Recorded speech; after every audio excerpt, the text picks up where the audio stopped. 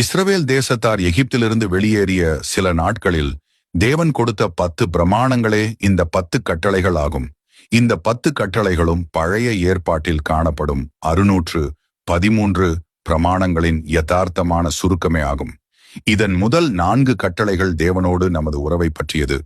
மற்ற 6 கட்டளைகள் மனிதர்களோடு நமது உறவை பற்றியது. 1. என்னையன்றி உனக்கு வேறே தேவர்கள் உண்டாயிருக்க வேண்டாம். 2.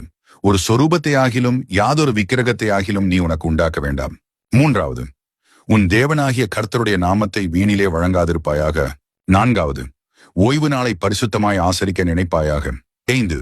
உன் தகப்பனையும் உன் தாயையும் கனம் பண்ணுவாயாக.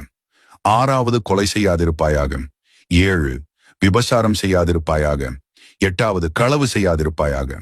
9. பிறனுக்கு விரோதமாக பொய்ச்சாட்சி சொல்லாதிருப்பாயாக.